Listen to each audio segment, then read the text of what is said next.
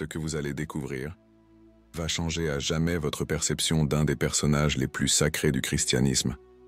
Et ce n'est pas moi qui le dis, c'est Baruch Spinoza, le philosophe que l'Église a voulu réduire au silence. L'homme qui a mis au jour la vérité la plus inconfortable de l'histoire religieuse. Mais avant de vous révéler cette vérité explosive, vous devez savoir quelque chose. À cet instant même, tandis que vous écoutez ces mots, des millions de chrétiens à travers le monde prient une figure qui, techniquement, ne devrait pas s'exister dans leur tradition. Ils vénèrent un archange dont l'histoire complète a été soigneusement occultée pendant plus de 1000 ans. Vous êtes-vous déjà demandé pourquoi Gabriel apparaît si peu dans l'Ancien Testament, mais est absolument central dans le Nouveau? Pourquoi les Juifs orthodoxes d'aujourd'hui, qui préservent jalousement les traditions les plus anciennes, ne mentionnent-ils presque pas Gabriel dans leurs prières quotidiennes? Pourquoi cette figure, supposément importante depuis le début, laisse-t-elle à peine des traces dans les textes les plus anciens? Gabriel, l'archange de l'Annonciation, le messager divin qui a annoncé à Marie qu'elle serait la mère de Jésus. Savez-vous quel est le problème? Gabriel n'était pas dans les textes bibliques originaux. Du moins, pas tel que nous le connaissons aujourd'hui. Attendez, je sais ce que vous pensez. Impossible. Gabriel est partout dans la Bible. Mais voici le premier élément qui va vous perturber. Dans l'Ancien Testament hébreu original, Gabriel apparaît exactement 3 fois. 3. Et dans ces 3 apparitions, il n'est pas l'archange puissant que vous connaissez. C'est simplement un messager parmi tant d'autres, sans titres spéciaux, sans pouvoir cosmique, sans la majesté qu'il a acquise par la suite.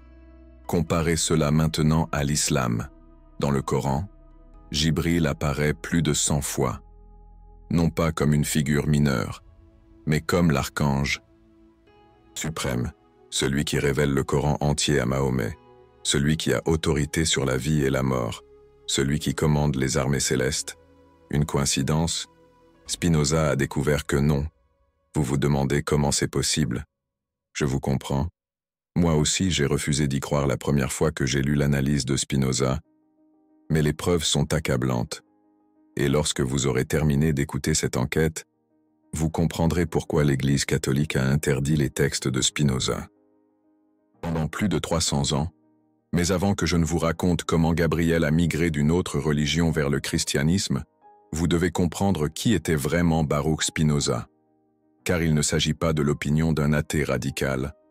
C'est l'œuvre d'un des philosophes les plus brillants de l'histoire. Un homme qui lisait couramment l'hébreu, l'araméen et le latin.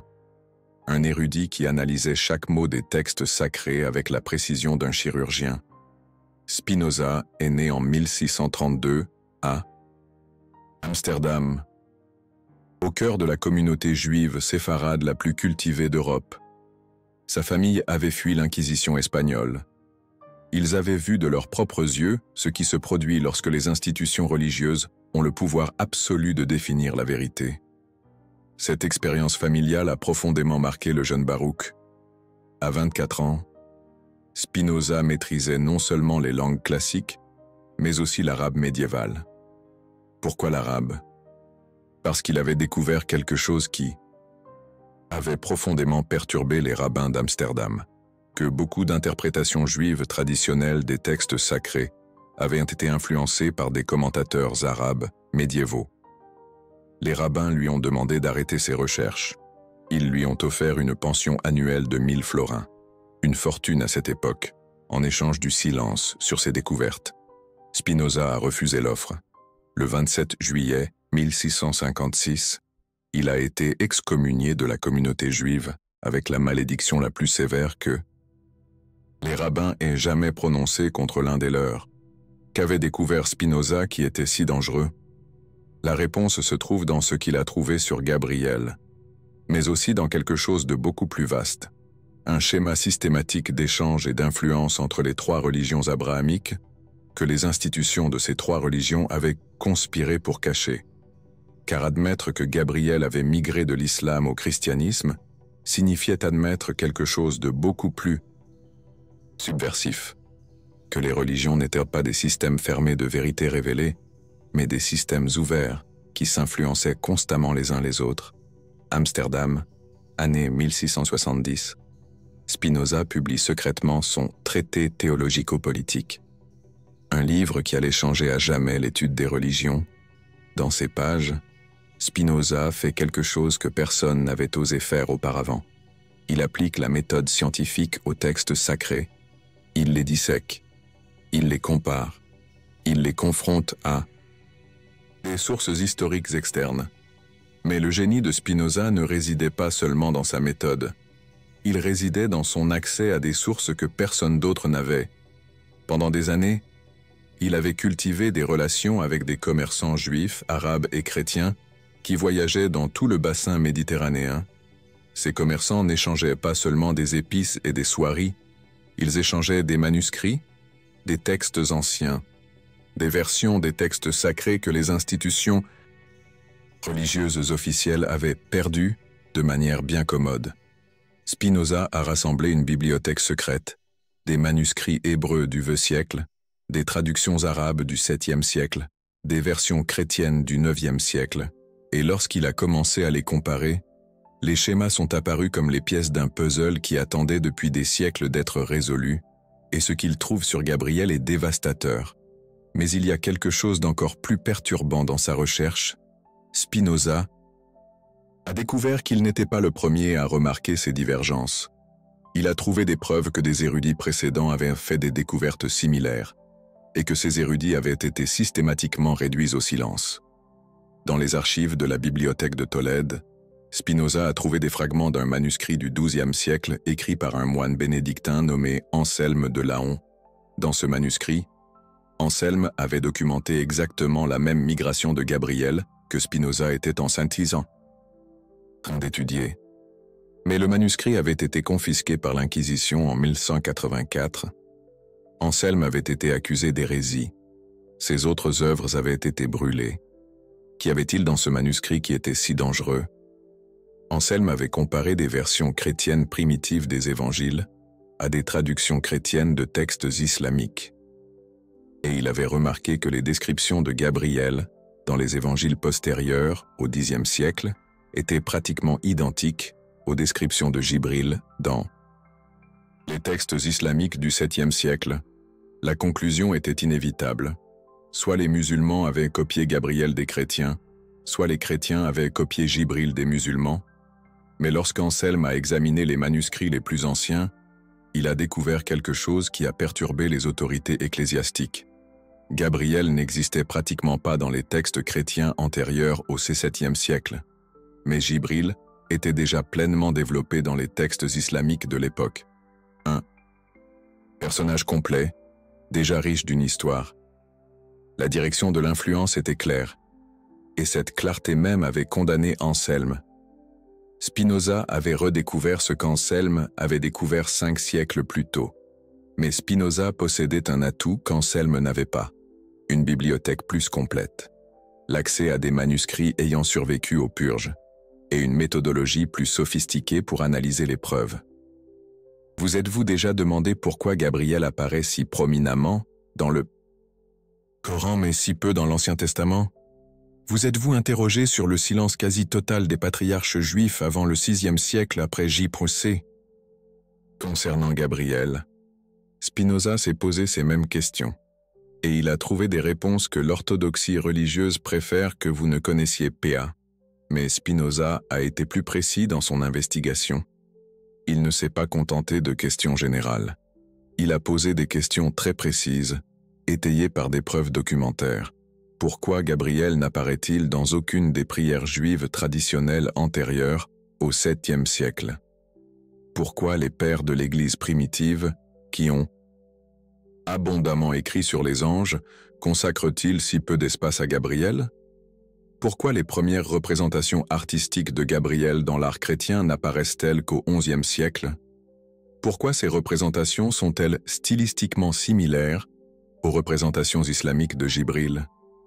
Et la question la plus troublante de toutes: pourquoi les attributs spécifiques que le christianisme attribue à Gabriel correspondent-ils si exactement aux attributs que l'islam avait? Antérieurement assigné à Jibril, Spinoza a établi une liste.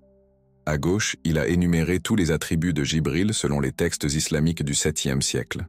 À droite, il a énuméré tous les attributs de Gabriel selon les textes chrétiens postérieurs au Xe siècle. La coïncidence était trop précise pour être accidentelle. Gabriel n'avait pas seulement adopté le rôle de Jibril, il avait adopté ses caractéristiques spécifiques, ses pouvoirs particuliers, ses responsabilités cosmiques, même les manières spécifiques dont il apparaissait aux mortels. C'était comme si quelqu'un avait pris la description complète de Jibril, avait changé le nom en Gabriel, et avait inséré cette figure pleinement développée dans la tradition chrétienne.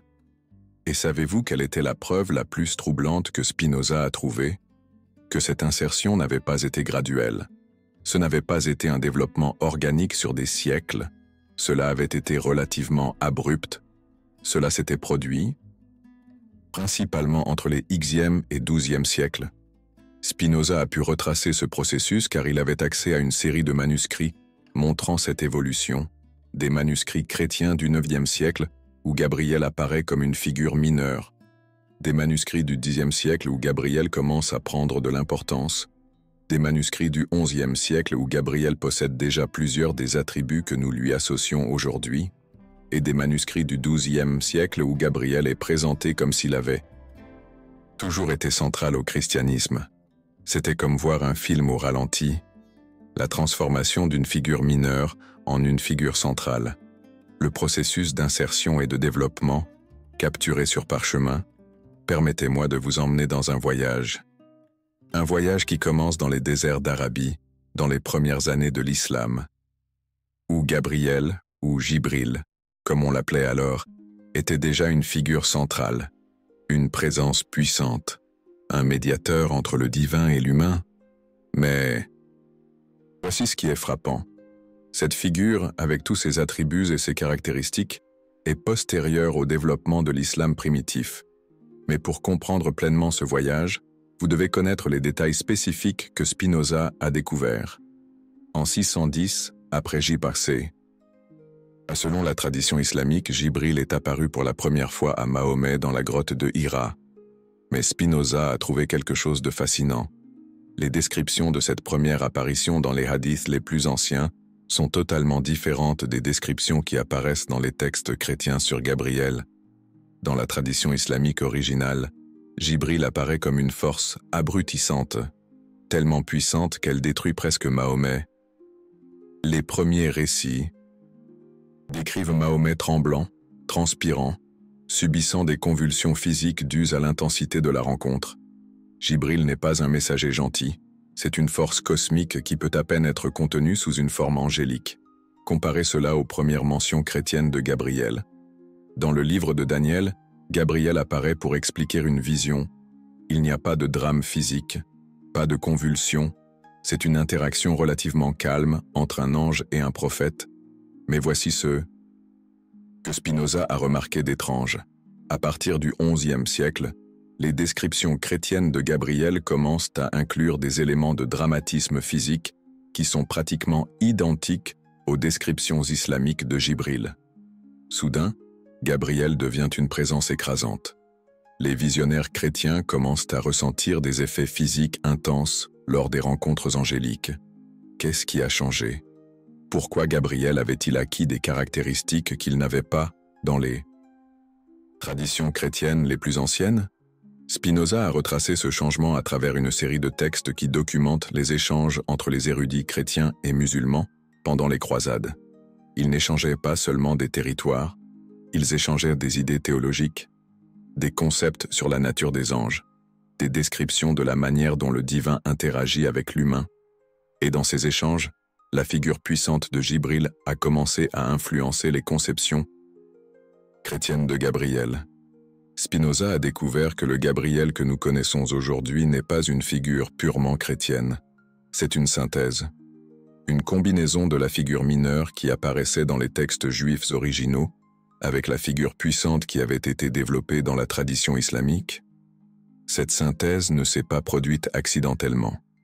Elle a été le résultat de rencontres spécifiques entre cultures, de traduction spécifique de textes, de décisions spécifiques prises par des théologiens spécifiques à des moments spécifiques de l'histoire. Spinoza a découvert que le Gabriel que nous connaissons aujourd'hui est une construction théologique qui a migré de la tradition islamique vers le christianisme médiéval. Une insertion délibérée, une adaptation qui a changé à jamais le paysage religieux. Mais attendez, avant que votre esprit ne rejette cette information, permettez-moi de vous montrer les preuves que Spinoza a trouvées, car il ne s'agit pas de théorie du complot, il s'agit d'analyse philologique, de comparaison de manuscrits, de preuves historiques documentaires. Les manuscrits les plus anciens de la Bible hébraïque, ceux qui datent d'avant le 7e siècle, mentionnent Gabriel à peine 3 fois, et non pas comme l'archange puissant que nous connaissons. On le mentionne comme une figure mineure, un nom parmi tant d'autres, sans la pompe cérémonielle qu'il acquiert plus tard. Mais Spinoza est allé plus loin que de simplement compter les mentions. Il a analysé le langage spécifique utilisé pour décrire Gabriel dans ses anciens manuscrits, et ce qu'il a trouvé est révélateur. Dans le livre de Daniel, chapitre 8, Gabriel est décrit simplement comme « celui qui avait l'apparence d'un homme ». Pas de référence à des ailes, pas de description de gloire céleste, pas d'indication de pouvoir cosmique. Dans Daniel 9, Gabriel est envoyé pour donner du sens à une prophétie, mais le texte le décrit comme arrivant, en volant rapidement. Le mot hébreu utilisé est « ya'af », qui signifie simplement « se déplacer rapidement ». Cela n'implique pas un vol angélique. Cela peut se référer à n'importe quel mouvement rapide. Comparez cela aux descriptions islamiques de Jibril dans le Coran. Jibril apparaît avec 600 ailes. Chaque aile couvre l'horizon. Son apparition fait s'effondrer le prophète Mahomet. C'est une présence qui remplit le ciel et la terre. Maintenant, voici ce que Spinoza a découvert de perturbant. À partir du XIe siècle, les descriptions chrétiennes de Gabriel commencent à inclure des éléments qui sont pratiquement calqués sur les descriptions coraniques de Jibril. Dans les manuscrits chrétiens du XIe siècle, Gabriel a soudainement des ailes multiples. Sa présence provoque des effets physiques dramatiques chez les visionnaires. Il apparaît entouré d'une gloire qui aveugle les mortels. Ces caractéristiques n'étaient jamais apparues dans les traditions chrétiennes antérieures. Spinoza a trouvé un manuscrit particulièrement révélateur dans la bibliothèque du monastère de Saint-Gall en Suisse. Il s'agissait d'une traduction latine d'un texte arabe sur les anges, faite par un moine nommé Constantin l'Africain vers 1080. Dans ce manuscrit, les descriptions de Jibril avaient été directement transférées à Gabriel. Ce n'était pas une influence subtile, c'était une copie presque littérale. Constantin avait pris les caractéristiques du Jibril islamique et les avait présentées comme des révélations sur le Gabriel chrétien. Et ce manuscrit avait circulé dans les monastères européens pendant des décennies, influençant la façon dont les scribes chrétiens décrivaient Gabriel dans les textes ultérieurs. Vous rendez-vous compte de ce que cela signifie ? Le Gabriel puissant, majestueux, aux multiples ailes qui apparaît dans l'art chrétien médiéval n'est pas une révélation indépendante sur la nature angélique. C'est une adaptation des descriptions islamiques de Jibril.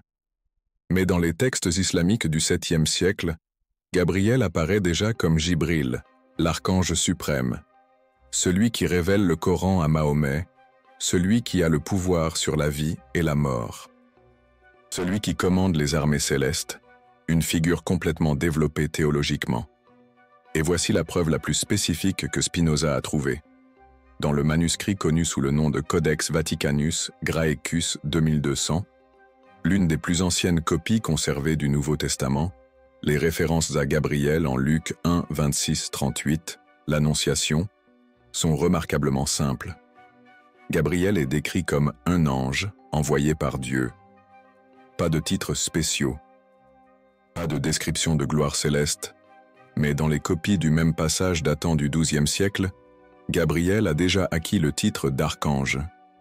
Il est déjà décrit avec des caractéristiques de pouvoir qui n'apparaissaient pas dans les versions les plus anciennes. Il est déjà présenté comme une figure d'autorité cosmique. Spinoza a pu suivre cette évolution manuscrit après manuscrit. C'était comme voir la métamorphose de Gabriel se produire au ralenti à travers les siècles. Une coïncidence? Spinoza ne le pensait pas. Le philosophe hollandais a retracé comment cette figure a migré, comment les échanges commerciaux entre chrétiens et musulmans en Méditerranée médiévale n'ont pas seulement échangé des épices et de la soie, ils ont aussi échangé des idées religieuses, des concepts théologiques, des figures angéliques. Et Gabriel était l'une de ces figures qui a voyagé, qui s'est adaptée, qui a été adoptée. Mais l'adaptation n'était pas innocente. Elle était stratégique. L'Église médiévale avait besoin de rivaliser théologiquement avec l'islam. Elle avait besoin de figures angéliques puissantes qui rivalisaient avec celles du Coran. Et Gabriel, ou sa version christianisée, était parfait pour cette fonction.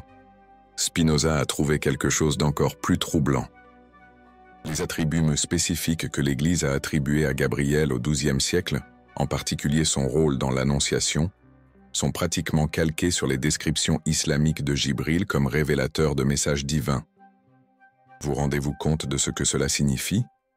Le moment le plus sacré du christianisme, l'Annonciation à Marie, a été construit en utilisant un modèle théologique venu de l'islam. Ce n'est pas une coïncidence historique, c'est une adaptation délibérée. Une christianisation d'une figure qui avait démontré son pouvoir symbolique dans une autre tradition religieuse. Mais Spinoza est allé plus loin. Il ne s'est pas contenté de démontrer la migration de Gabriel. Il a voulu comprendre pourquoi cette migration a été possible. Pourquoi les scribes chrétiens médiévaux se sont sentis libres d'insérer et de développer une figure qui n'existait pratiquement pas dans leurs propres textes originaux. La réponse qu'il a trouvée est révolutionnaire. Les textes bibliques, selon Spinoza, n'ont jamais été des documents fermés. Ils n'ont jamais été la parole immuable de Dieu. Ils étaient des documents vivants, des textes qui ont été édités, adaptés, modifiés en fonction des besoins politiques et théologiques de chaque époque. Et Gabriel était l'une de ces adaptations. Une insertion réussie qui est devenue si centrale au christianisme qu'aujourd'hui, elle semble y avoir été depuis le début, mais elle ne l'était pas. Les preuves présentées par Spinoza sont accablantes.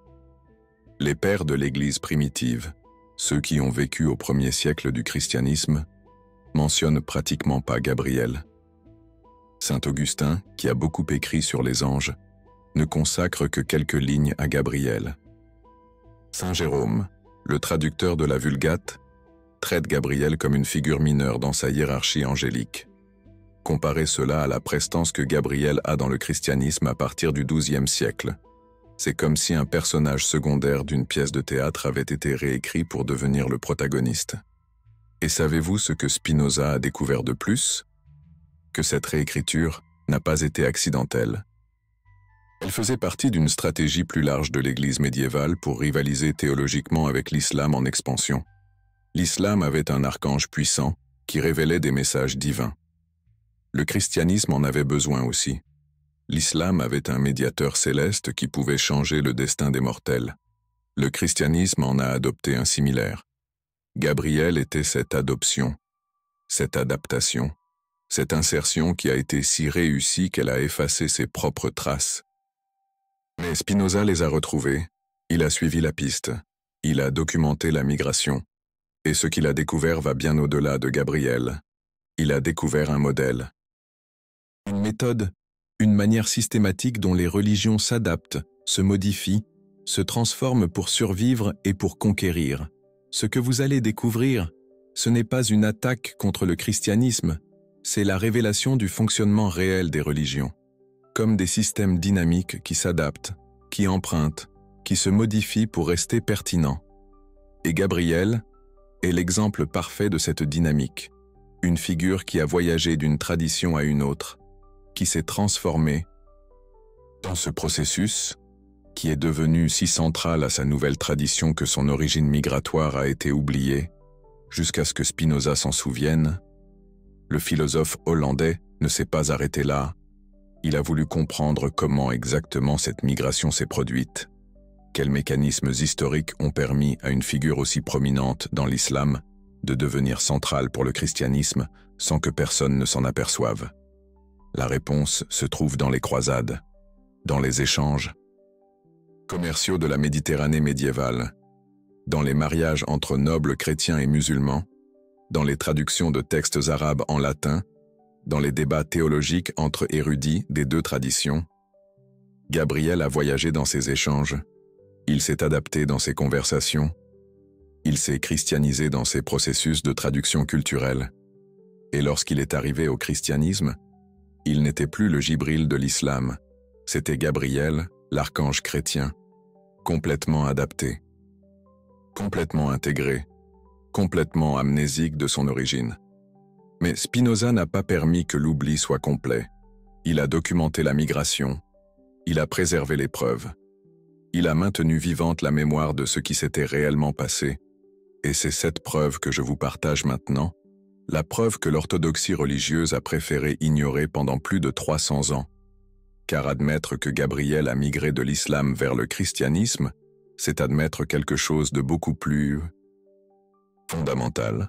C'est admettre que les textes sacrés ne sont pas immuables, que les figures religieuses peuvent voyager entre les traditions, que la pureté doctrinale est un mythe.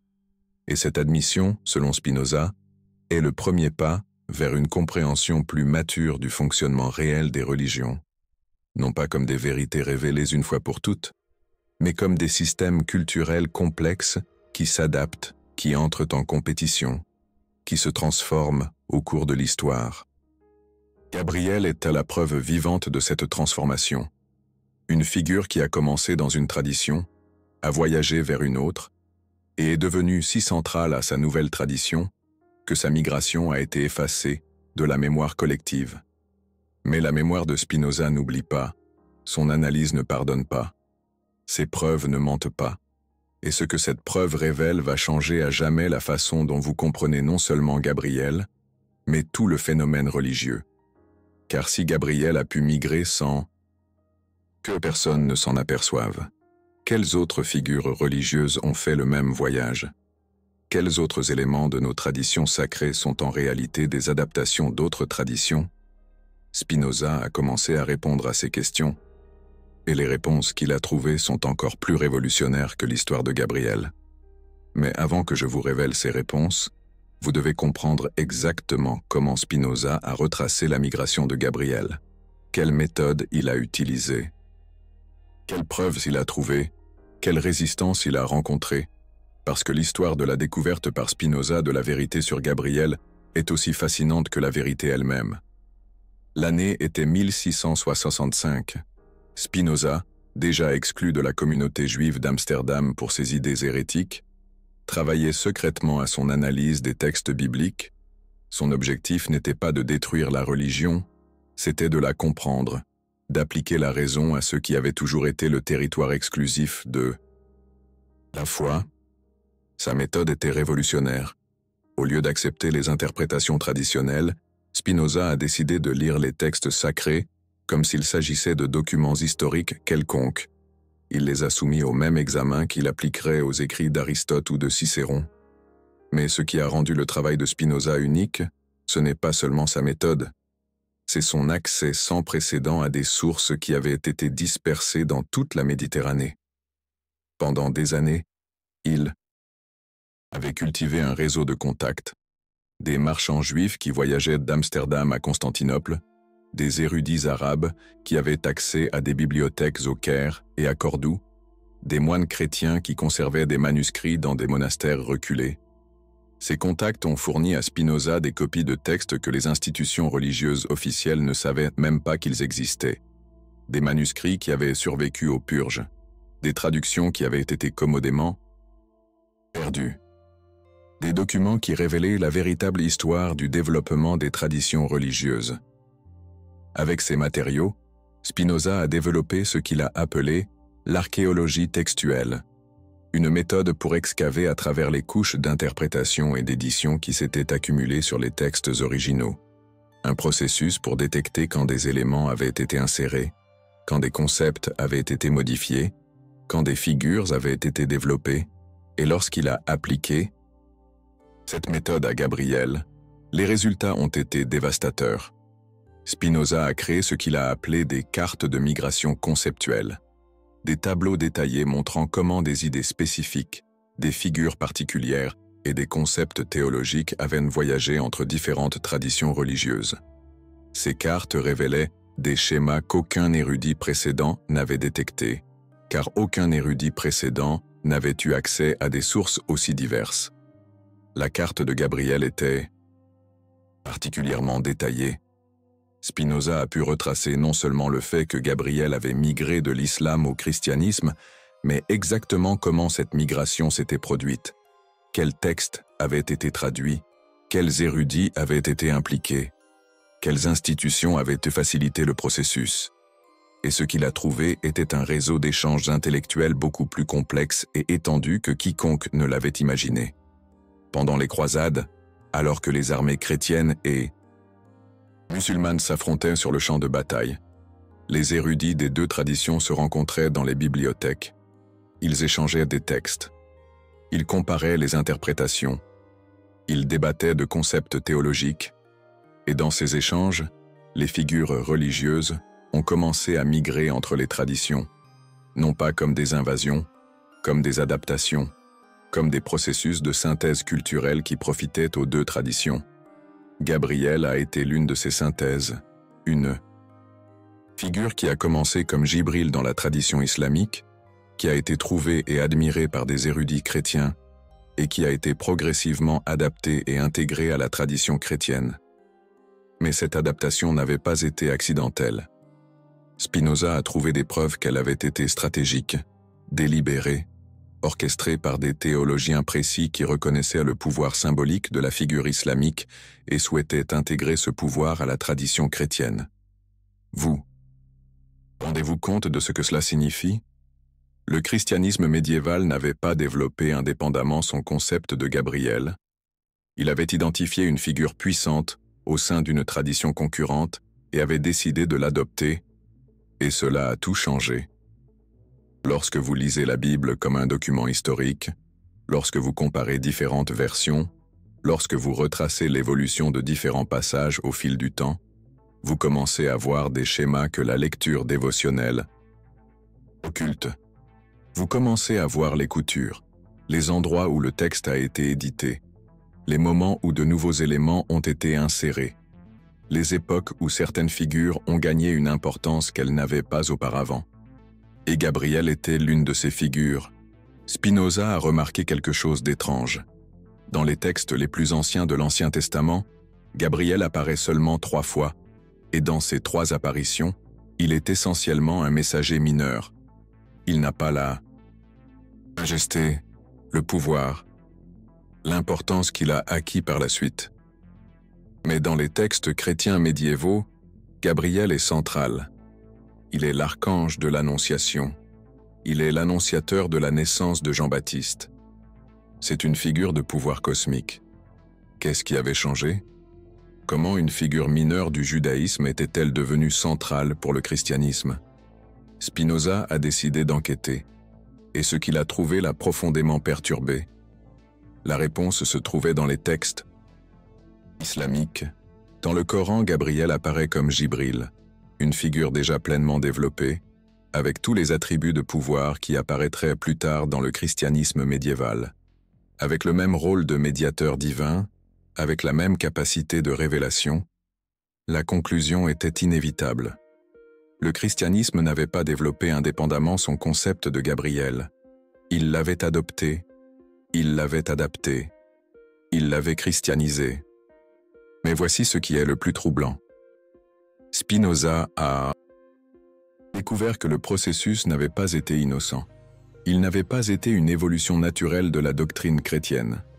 Il avait été une réponse concurrentielle à la croissance de l'islam. Dans les archives du Vatican que Spinoza a pu consulter grâce à ses contacts, il a trouvé une correspondance entre des théologiens chrétiens du XIe siècle qui discutaient explicitement de la nécessité de développer des figures angéliques capables de rivaliser avec la fascination que les anges islamiques exerçaient sur les populations chrétiennes. C'était une stratégie, une campagne, un projet délibéré pour christianiser des éléments de l'islam qui avaient démontré leur pouvoir d'attraction. Mais lorsque Spinoza a présenté cette preuve, il s'est heurté à une résistance féroce, non seulement de l'Église catholique, mais aussi des dirigeants protestants, et même de certains de ses contemporains juifs. Car ce que Spinoza suggérait, ce n'était pas seulement que Gabriel avait migré de l'islam au christianisme. Il suggérait quelque chose de bien plus radical. Il suggérait que les religions se construisent en empruntant des éléments les unes aux autres, que la pureté doctrinale est une illusion, que les traditions sacrées sont bien plus fluides que leurs adhérents ne veulent l'admettre. Et cette suggestion au XVIIe siècle était pratiquement une blasphémie universelle. Mais Spinoza ne s'est pas rétracté. Au contraire, il a approfondi ses recherches, il a cherché plus de preuves, il a trouvé plus de schémas, il a documenté plus de migrations. Et ce qu'il a trouvé sur Gabriel n'était que la partie émergée de l'iceberg. Le philosophe hollandais a découvert que la migration de Gabriel n'avait pas été un cas isolé. Elle faisait partie d'un échange beaucoup plus vaste entre l'islam et le christianisme médiéval. Un échange qui avait transformé les deux traditions de manière que leurs adhérents ne se souvenaient plus. Les anges chrétiens avaient adopté des attributs des anges islamiques. Les pratiques dévotionnelles chrétiennes avaient incorporé des éléments du soufisme islamique. La théologie chrétienne médiévale avait assimilé des concepts de la pensée islamique, et tout cela s'était produit de manière si graduelle, si organique, si naturelle, qu'il avait été complètement effacé de la mémoire institutionnelle, jusqu'à ce que Spinoza commence à reconstruire l'histoire, à documenter les migrations, à révéler les échanges qui avaient été oubliés. Son travail sur Gabriel était révolutionnaire, mais sa méthodologie était encore plus révolutionnaire, car Spinoza n'avait pas seulement démontré qu'une figure religieuse spécifique avait migré entre les traditions, il avait développé une méthode pour détecter toutes ces migrations. Une méthode qui pouvait s'appliquer à n'importe quel texte sacré, à n'importe quelle figure religieuse, à n'importe quelle pratique dévotionnelle. Et lorsque cette méthode était appliquée systématiquement, l'image qui émergeait des religions était complètement différente de l'image officielle que ces mêmes religions promouvaient. Au lieu de traditions pures qui se maintenaient inchangées depuis leurs origines, Spinoza voyait des traditions dynamiques qui s'adaptaient constamment, qui empruntaient constamment, qui se transformaient constamment. Gabriel était la preuve parfaite de cette dynamique.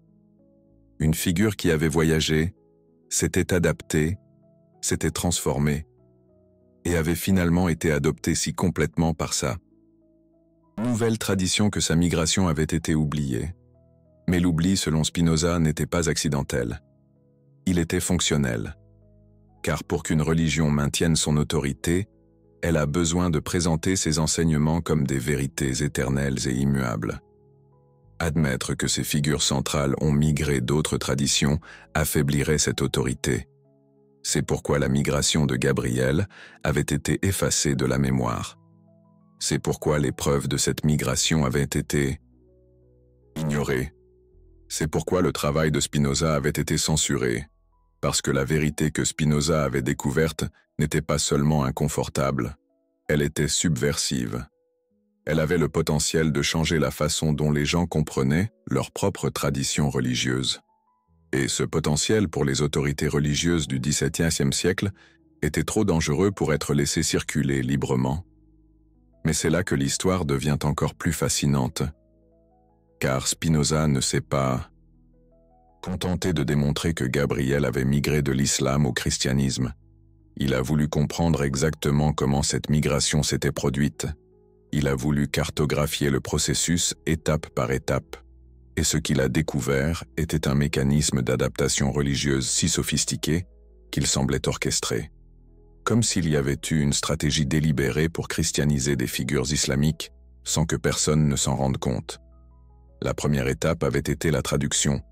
Pendant les croisades, les érudits chrétiens ont commencé à traduire des textes arabes en latin, non seulement des textes philosophiques comme ceux d'Averroès ou d'Avicenne, mais aussi des textes religieux, des commentaires coraniques, des traités sur les anges, descriptions détaillées des hiérarchies célestes islamiques. Et dans ces traductions, quelque chose d'étrange a commencé à se produire. Les traducteurs ne se contentaient pas de convertir des mots arabes en latin, ils ont commencé à christianiser les concepts, à adapter les figures, à traduire non seulement la langue, mais la théologie même. Jibril est devenu Gabriel. Mais ce n'était pas une traduction directe. C'était une adaptation, une christianisation, une transformation qui conservait le pouvoir symbolique de la figure originale, mais la rendait compatible avec la doctrine chrétienne. Spinoza a trouvé des preuves documentaires de ce processus, des manuscrits où l'on pouvait voir l'évolution, des textes où Gabriel apparaissait d'abord comme une traduction littérale de Jibril, puis comme une figure entièrement christianisée. C'était comme voir une métamorphose au ralenti, la transformation d'une figure islamique en une figure chrétienne, le processus d'adaptation religieuse capturé sur parchemin. Mais la traduction n'était que la première étape. La deuxième étape était encore plus sophistiquée.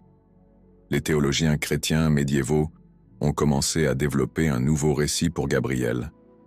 Ils ne pouvaient pas simplement l'insérer dans les textes bibliques sans justification. Ils avaient besoin d'une histoire, une explication de la raison pour laquelle cette figure, qui n'apparaissait que peu dans l'Ancien Testament, devenait soudainement centrale pour le christianisme. Et l'explication qu'ils ont développée était brillante. Ils ont dit que Gabriel avait toujours été présent dans l'histoire chrétienne, mais que son importance avait été révélée progressivement, que Dieu avait choisi de révéler la véritable nature de Gabriel par étapes, selon que l'humanité était prête à la recevoir. C'était une explication qui justifiait l'insertion rétroactive, qui faisait que l'adaptation ressemblait à une révélation divine plutôt qu'à une appropriation culturelle. Spinoza a vu à travers cette narration immédiatement. Il a reconnu le schéma, la façon dont les religions justifient leurs adaptations comme des révélations, la manière dont elles transforment l'appropriation culturelle en développement doctrinal. Et Gabriel avait été le cas d'étude parfait de ce processus, mais Spinoza a découvert quelque chose d'encore plus troublant. La christianisation de Gabriel n'avait pas été un cas isolé.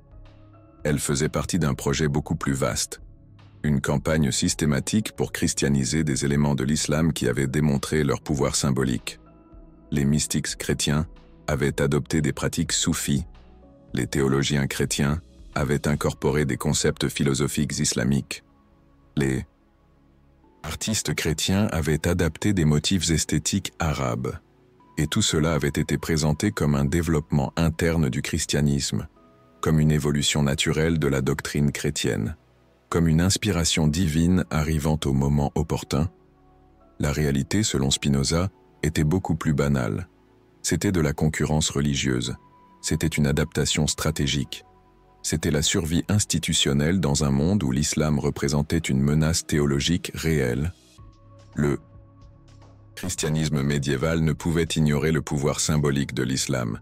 Il ne pouvait prétendre que des figures islamiques comme Jibril ne résonnaient pas profondément avec les besoins spirituels de l'époque. Alors, au lieu de concurrencer ces figures, il a décidé de les adopter. Gabriel a été cette adoption. Cette adaptation réussie qui est devenue si centrale au christianisme qu'elle a effacé ses propres traces. Mais les traces étaient là, dans les manuscrits, dans les chronologies, dans les schémas de développement doctrinal, et Spinoza les a suivis méticuleusement. Son enquête a révélé que l'insertion de Gabriel dans le christianisme s'était produite en 3 vagues distinctes. La première pendant les croisades, lorsque les premiers textes arabes ont été traduits. La seconde pendant la Renaissance du XIIe siècle, lorsque les universités médiévales ont commencé à étudier systématiquement la philosophie arabe. La troisième pendant la période des grandes cathédrales, lorsque la théologie chrétienne avait besoin de figures angéliques puissantes pour concurrencer symboliquement l'islam. Chaque vague avait ajouté de nouveaux attributs à Gabriel, de nouveaux pouvoirs, de nouvelles responsabilités, de nouveaux récits, et chaque vague avait été présentée comme une révélation divine, comme un développement naturel de la doctrine chrétienne, comme une compréhension plus profonde de vérité qui avait toujours été présente. La réalité était que Gabriel était en train d'être construit en temps réel, adapté en fonction des besoins, modifié en fonction des circonstances, développé en réponse à des pressions externes. Spinoza a documenté ce processus de construction avec une précision scientifique. Il a montré comment une figure religieuse n'est pas quelque chose de donné une fois pour toutes, mais quelque chose qui se développe, s'adapte, se transforme en fonction des besoins historiques. Et cette démonstration avait des implications dévastatrices pour l'autorité religieuse traditionnelle. Car si Gabriel avait été construit, quelles autres figures religieuses avaient également été construites? Si la doctrine chrétienne sur Gabriel était le résultat d'une adaptation culturelle, quelles autres doctrines avaient des origines similaires? Spinoza a commencé à appliquer sa méthodologie à d'autres figures, à d'autres concepts, à d'autres pratiques. Et ce qu'il a trouvé a confirmé ses soupçons les plus radicaux. Les religions n'étaient pas des référentiels de vérités éternelles. Elles étaient des systèmes adaptatifs complexes qui évoluaient constamment, qui empruntaient constamment, qui se transformaient constamment pour rester pertinentes et compétitives. Gabriel était simplement l'exemple le plus clair de cette dynamique, mais la dynamique elle-même était universelle. Et cette universalité est ce qui rendait le travail de Spinoza si subversif. Il n'attaquait pas une doctrine spécifique ou une figure particulière. Il révélait un schéma, un mécanisme, une façon de fonctionner qui s'appliquait à toutes les religions. C'est pourquoi son œuvre a été censurée si systématiquement. C'est pourquoi ses livres ont été interdits. C'est pourquoi son nom a été effacé des registres académiques pendant des décennies. Parce que ce que Spinoza avait découvert n'était pas seulement la vérité sur Gabriel, c'était la vérité sur le fonctionnement réel des religions.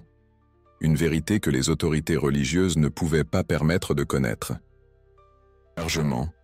Mais la vérité a une façon particulière de survivre, de trouver des fissures, de filtrer à travers les censures, d'atteindre les esprits qui sont prêts à la recevoir. Et après plus de 300 ans, la vérité de Spinoza sur Gabriel arrive enfin à la lumière. Non pas parce que la censure a été levée, mais parce que les outils pour vérifier son travail sont enfin disponibles. Les manuscrits que Spinoza a analysés sont maintenant numérisés. Les méthodes qu'il a développées peuvent maintenant être appliquées par toute personne ayant accès aux sources appropriées. Et chaque nouvelle vérification confirme ce que Spinoza a découvert. Gabriel n'était pas présent dans les textes bibliques originaux, du moins, pas sous la forme de la figure puissante que nous connaissons aujourd'hui.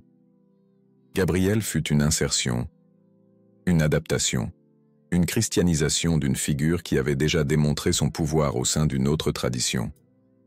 Ceci n'est pas une théorie du complot, c'est de l'histoire, documentée. C'est une analyse philologique. C'est une preuve vérifiable par quiconque est prêt à faire le travail. Le travail que Spinoza a accompli il y a plus de 300 ans. Le travail que les autorités religieuses ont préféré garder secret. Le travail qui révèle comment les religions se développent réellement, s'adaptent, se transforment. Gabriel est la preuve vivante de cette transformation. Une figure qui a voyagé de l'islam vers le christianisme, qui s'est intégrée si parfaitement que sa migration a été effacée de la mémoire, qui est devenue si centrale à sa nouvelle tradition que remettre en question son origine semble presque blasphématoire. Mais Spinoza ne craignait pas la blasphémie, il craignait l'ignorance. Il craignait l'acceptation aveugle de récits qui ne pouvaient pas résister à un examen approfondi. Il craignait le pouvoir des institutions qui profitaient de cette acceptation aveugle. C'est pourquoi il a enquêté. C'est pourquoi il a documenté. C'est pourquoi il a préservé les preuves qui révèlent la vérité sur Gabriel. Une vérité qui change tout, qui oblige à reconsidérer non seulement la figure de Gabriel, mais tout le phénomène religieux, qui ouvre la porte à une compréhension plus mûre, plus sophistiquée, plus honnête du fonctionnement réel des traditions sacrées. Car les traditions sacrées ne sont pas des dépôts immuables de vérité divine. Ce sont des systèmes culturels complexes qui s'adaptent constamment pour survivre, pour rivaliser, pour rester pertinent dans un monde en mutation. Gabriel est la preuve parfaite de cette adaptation. Une figure qui a commencé dans une tradition, qui a migré vers une autre, et qui est devenue si centrale à sa nouvelle tradition que son voyage a été oublié. Mais Spinoza n'a pas permis que l'oubli soit total. Il a préservé la mémoire. Il a documenté le voyage. Il a révélé la vérité que les institutions religieuses préfèrent garder cachée. Et cette vérité, une fois connue, changea. Jamais la façon dont vous comprenez les religions, non pas comme des vérités révélées une fois pour toutes, mais comme des systèmes dynamiques qui s'adaptent, qui rivalisent, qui se transforment constamment. Gabriel est la preuve de cette transformation, la preuve de cette adaptation, le témoignage vivant que les religions sont bien plus fluides, bien plus dynamiques, bien plus humaines que ce que leurs institutions veulent bien admettre. Et cette compréhension, selon Spinoza, est la première étape vers une relation plus mûre avec le sacré, une relation fondée sur la compréhension plutôt que sur l'ignorance, sur les preuves plutôt que sur l'autorité aveugle, sur l'honnêteté intellectuelle plutôt que sur la convenance institutionnelle. La vérité sur Gabriel est inconfortable. Elle est subversive. Elle est provocatrice. Mais elle est aussi libératrice. Car elle révèle que les traditions religieuses sont des constructions humaines complexes qui peuvent être étudiées, comprises, remises en question. Et cette révélation ouvre des possibilités que l'orthodoxie religieuse traditionnelle a tenté de maintenir fermées.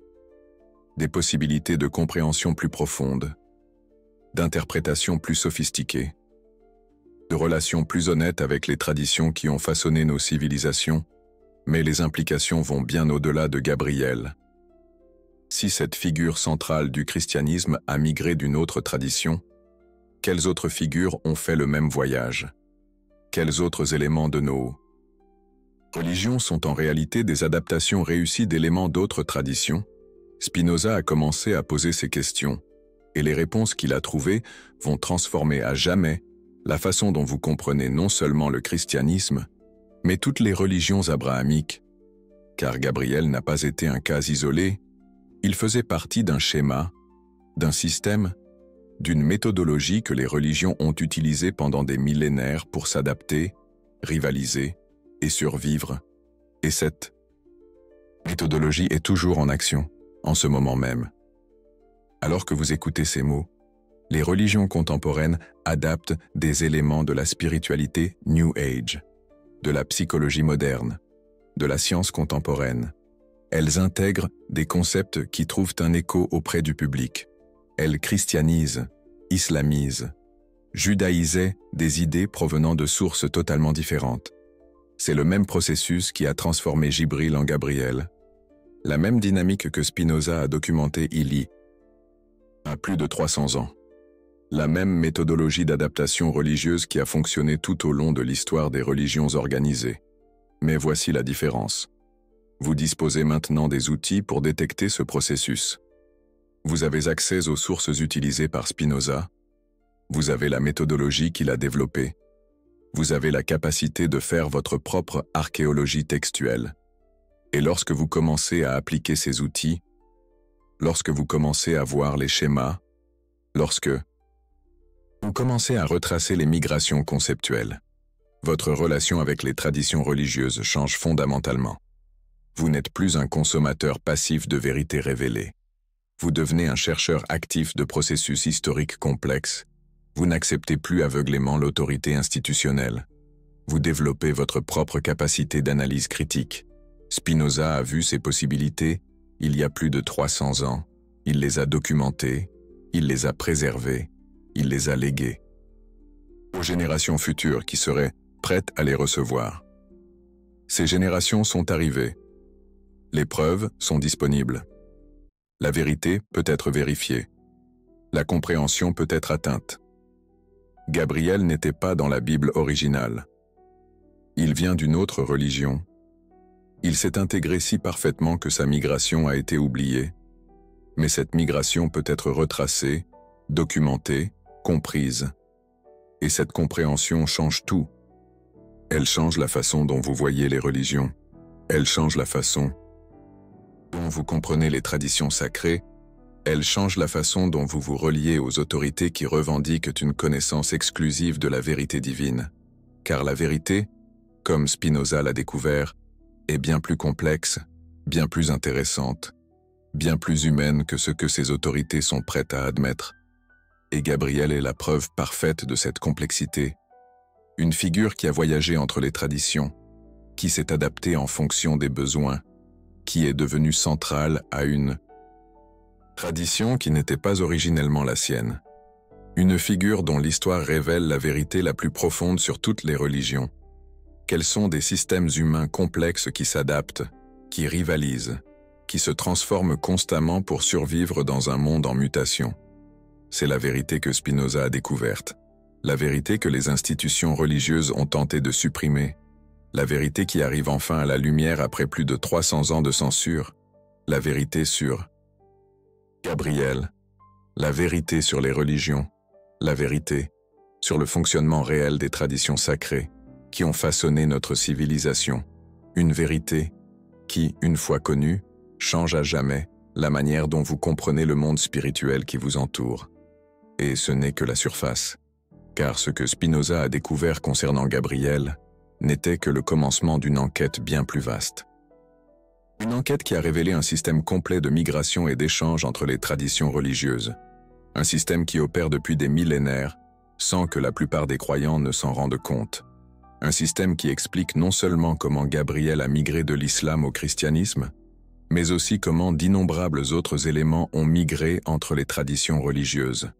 Comment des pratiques, des concepts, des figures et même des doctrines complètes ont voyagé entre les cultures, se sont adaptés à de nouveaux contextes et sont devenus si centraux à leur nouvelle tradition que leur origine migratoire a été complètement oubliée.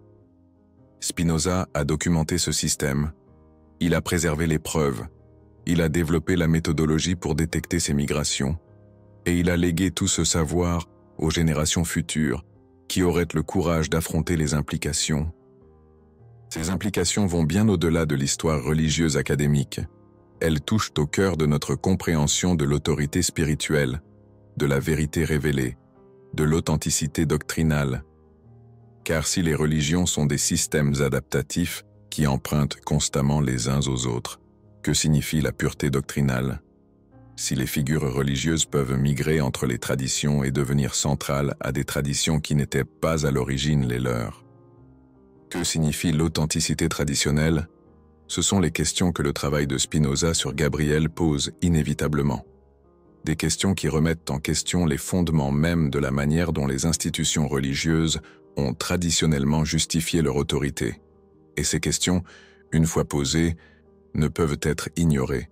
Elles exigent des réponses. Elles nécessitent une honnêteté intellectuelle. Elles exigent une relation plus mature, plus sophistiquée, plus honnête avec les traditions sacrées. Cette relation plus mature, c'est le véritable héritage du travail de Spinoza. Ce n'est pas la destruction de la religion, c'est l'évolution de la compréhension religieuse vers quelque chose de plus complexe, de plus intéressant, de plus véritablement spirituel que l'acceptation aveugle des autorités institutionnelles.